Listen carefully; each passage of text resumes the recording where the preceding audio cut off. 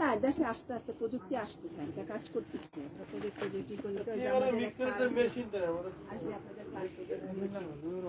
এগুলো নিয়ে এখন কাজ হচ্ছে। যেগুলো আপনারা মনে করেন ম্যাম টিএমআরটা বানাইতে তো অনেক প্রবলেম হয়ে যাচ্ছে। আমি টিএমআর প্রোডাকশন করতে যাই, আমি দেখলাম ওই টিএমআর 1 টন প্রোডাকশন করতে যে পরিমাণ টাইম আর লেবার কস্টিং যায়, তাতে আমি 5 টন সাইলেজ তৈরি করে ফেলতে পারি। এই যে একটা সাইলেজ, একটা ডিস্টার্বিং এখন, বুঝছেন? আমাদের বাঙালি তো কোনো জিনিসই সঠিকভাবে নিতে পারে না আসলে। এমনও হয়েছে এখন ফ্রেশ ঘাস খাওয়াবে না, ওইটাই সাইলেজ বানাই ফেলবে। সাইলেজটা হচ্ছে কি আপনার অসময়ের খাবার, বিপদকালীন দুঃসময়ের খাবার।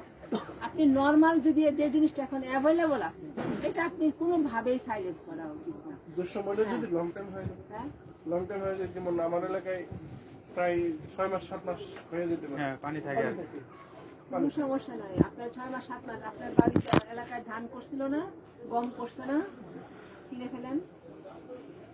আচ্ছা ম্যাম, আরেকটা জিনিস, যেহেতু এই যে গমের দাম কম, গমের ভুসির দাম বেশি, ধানের দাম কম, ধানের কুড়ার দাম বেশি, ভেঙে না ম্যাম, আমি সবসময় অ্যাসোসিয়েশনের ওইটা নিয়ে কথা বলতে চাচ্ছি না। আমি যে এখন ডাইরেক্ট ভেঙে খাওয়াই দিই, তাহলে কি কোনো সমস্যা হবে? আমি ডাইরেক্ট গম কিনে না গমই ভেঙে খাওয়াই দিব? না না না, কোনো সমস্যা না। আমাদের খামার আমরা সরাসরি ধান যদি পরিবর্তে ধানটাকে ডাইরেক্ট ভাঙে নি, একেবারে পুরা পুরা পুরা আপনি ইনটেক ধান গরুর জন্য করে ফেলবেন, কোনো সমস্যা নেই। আর গম তাহলে কিন্তু ম্যাম কস্টিং অনেক কমে যাবে। আমি তো ভুসি পরিবার তো ওইটি ছিল, দুটোতে কাজ হবে, কাজ হবে কোন। হ্যাঁ হ্যাঁ, সেটা স্পোর্টিং কি ভুসিটা দেই, ভুসিটার চাইতে যদি আমরা গমটা ভাঙে নিতে তো ওটা আরো ভালো। শুনেন, আপনার এলাকার যারা খামারি, যারা ওই যে ধান গম করে, ওদেরকে বোঝানোর চেষ্টা করেন যে খালি মানুষের পেটে না, গরুর পেটেও ঢুকানো, তাদের খাবার ঢুকানোর সুযোগ আছে আমাদের সাথে। ওই ক্ষেত্রে কি ম্যাডাম যেটা জানতে চাই, কোনো আস্থা কমটা ক্রাশ করলে সেক্ষেত্রে কোনো সমস্যা আছে না? কোনো সমস্যা আস্থা ধান এবং গমের ভুসির দুইটার পার্থক্য আছে কি বলুন? একটু তো পার্থক্য আছে। সেক্ষেত্রে আটা বেশি খেলে আমার গ্যাস ফর্ম করে, তখন একটু খাবার সোডা দিয়ে দিলে মনে হয় সমস্যা হবে না ম্যাম। আপনি যখন কার্বোহাইড্রেট করেন আর কি, হ্যাঁ, তখন একটা তো পার্সেন্টেজ থাকে যে এত পার্সেন্টেজে আমি এই খাবারটা 35-40% এরকম একটা দাও। এবং এই যে পার্সেন্টেজটা যেটা আপনারা বই পড়ে করেন বা করে পড়েন, এটা বডির অনুসারে নেওয়া, ঠিক আছে? এখন আবার প্রত্যেকটা প্রাণীর নিজস্ব ক্যাপাবিলিটি আছে যে সে কতখানি হজম করতে পারে, সেই ক্যাপাবিলিটি আপনাকে ডায়াগনোসিস করে দিতে হবে।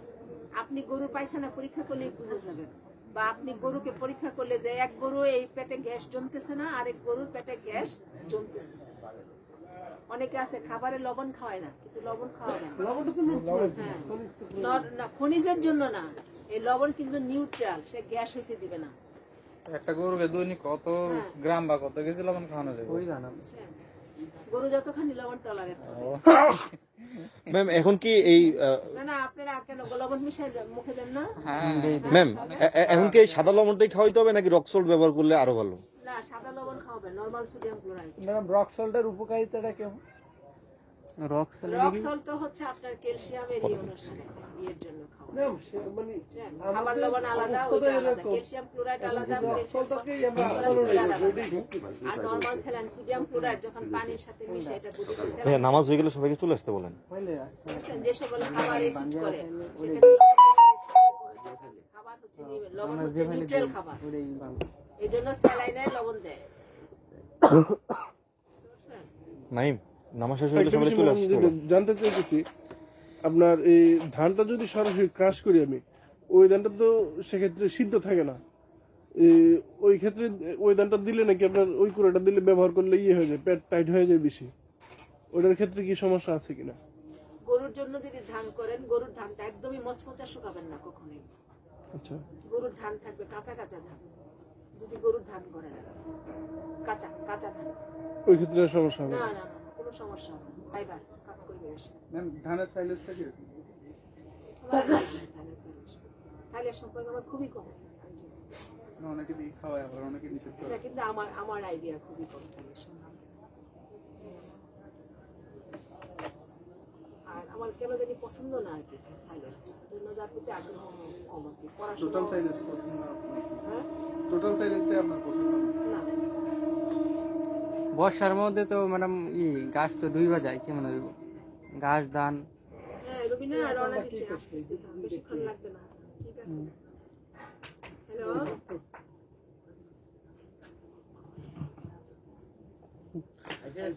সবার নামাজ হয়ে গেলে বাইরের দেরি না করে চলে আসলে ভালো। ম্যাম তো আবার ময়মনসিং যেতে হবে, বুঝেন নাই?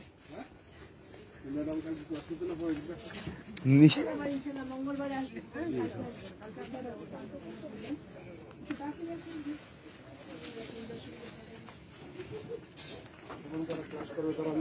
ভালো না হলেও ভালো লাগবে না, যদি আশা আশা থেকে এই ক্লাসটি ভালো লাগবে না।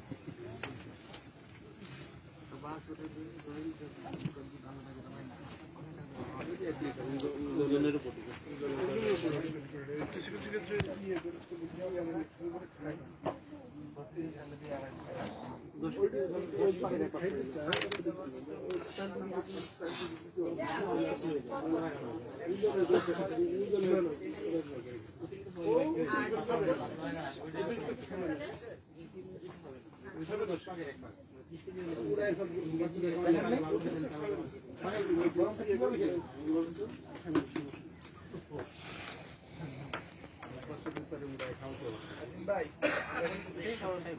হ্যাঁ,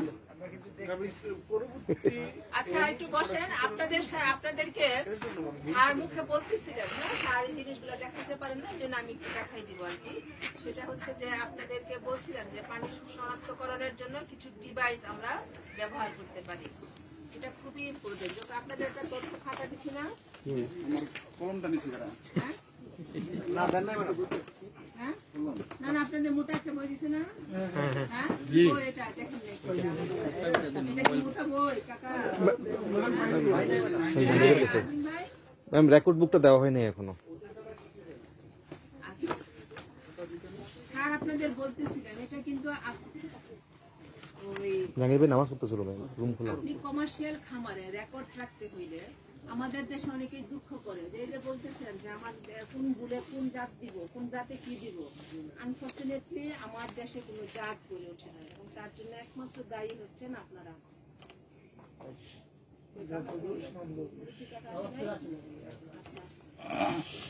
আপনারা দায়ী, কারণ এত ব্যস্ততা আপনাদের, একটু তথ্য আপনারা রাখেন না।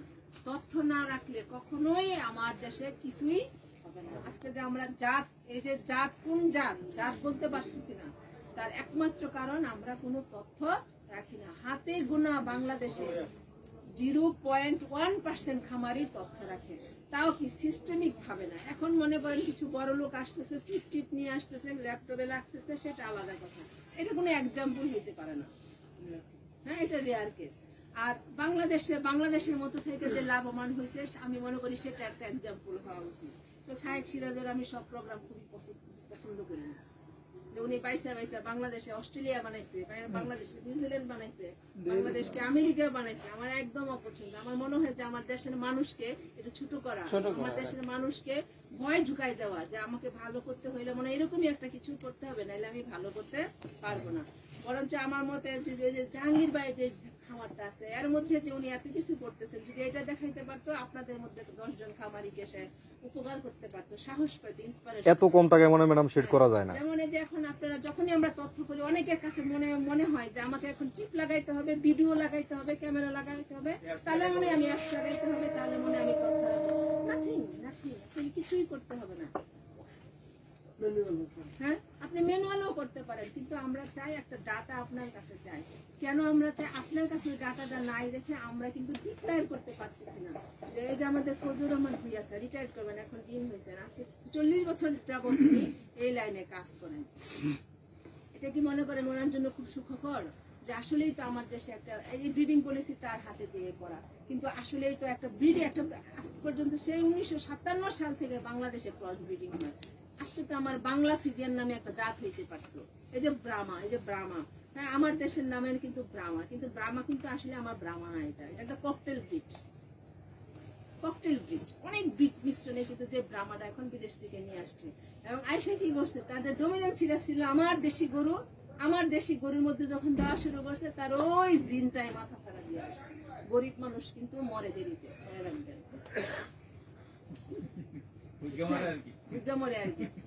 এই কারণে কোনো ব্রাহ্মা আমার দেশে কোনো কাজ করতেছে না, কিন্তু যেটা করছে আর কি ভাবছে যে শাহিওয়াল ফ্রিজিয়ান গরু এত বড়, ব্রাহ্মাটাও এত বড়, আমি যদি আর ফ্রিজিয়ানের সাথে ব্রাহ্মা দিই তাহলে ওইটা যে কিরকম বড় হইব।